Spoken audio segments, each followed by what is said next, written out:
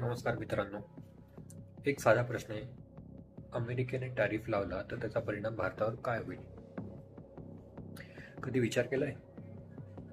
I mean, I had India coming to me, sir. I've been waiting 5 years. We're changing it. We're changing it. India ordered 68 Apaches, and Prime Minister Modi came to see me. Sir, may I see you, please? Yes, I have a very good relationship with him. He's not that happy with me because, they're paying a lot of tariffs now because they're not doing the oil, but they are. They've now reduced it very substantially, as you know, from Russia. We're getting rich because of tariffs, by the way. I hope everyone understands that. खरं सांगा, तुम्हाला वाटते का की हा फक्त अमेरिकेचा decision असू शकतो?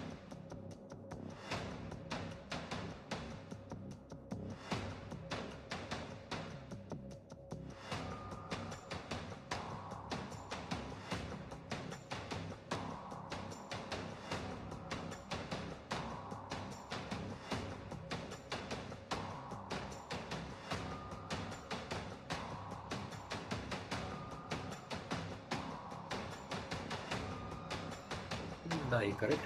कारण अमेरिका जेव्हा टॅरिफ वाढवते तेव्हा भारतीय वस्तू अमेरिकेत महाग होतात आणि वस्तू महाग झाल्या तर काय होतं?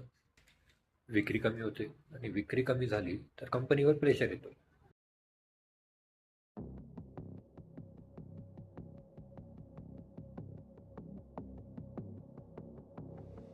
आणि शेवटी हा प्रेशर कोणावर येतो?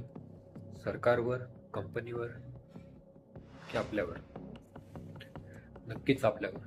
नोकरी, पगार, ग्रोथ सगळे इंडिरेक्टली कनेक्टेड असतात. पण वेट, हे सगळं वाईटच आहे असं वाटतंय का? नाही, राईट. कारण भारतासाठी कधी कधी हीच गोष्ट एक संधी बनू शकते. मग प्रश्न असा आहे की भारत फक्त रिॲक्शन देत बसणार की त्या संधीचा फायदा पण घेणार? सो टॅरिफचा परिणाम भारतावर कसा असू शकतो हे आपण पुढच्या भागात बघू.